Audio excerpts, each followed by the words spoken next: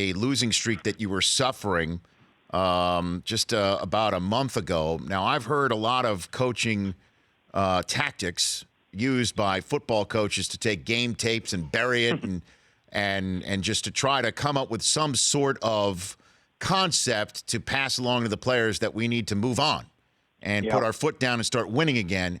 Some folks may not know the story of the urn and the ashes within. Would you mind please telling me the genesis of this and the story of the ashed urn that you guys have? Sure. Well, it's been well documented that we were on a losing skid there. We had lost, I think, at that point, 5 games in a row. And there were some reasons for it. Obviously, we lost an all-conference point guard in Edmund Sumner. And then a few games later, Trayvon Blewett, our leading scorer, had a fabulous NCAA tournament thus far, goes down with an ankle injury. But needless to say, we had lost 5 in a row. We had just lost to Butler at home. And I wanted our team to really understand a couple things. Number one, really no shame in losing to the teams that we had. Every one of those teams, Rich, became an NCAA tournament team this season. And then the second thing was, as low as we feel at that particular moment, every prognosticator, bracketologist had us still as an 8-9 seed. And it wasn't like 1 or 2 guys, it was every guy. So as low as we feel, we still have the opportunity to play for what we want in March.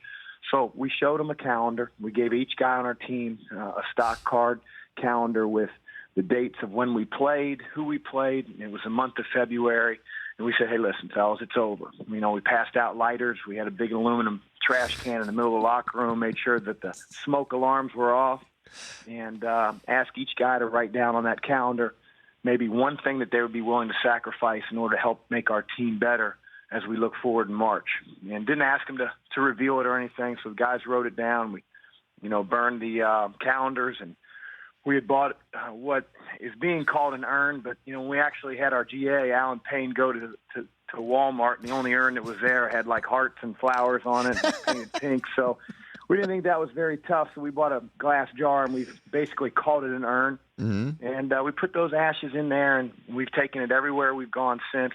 It's always on the scorer's table during practice. It's in the locker room when guys come back after practice. And, I think it's very symbolic of our team to understand, let's look forward, move forward. Special things can happen if we forget the past and focus on what's ahead of us.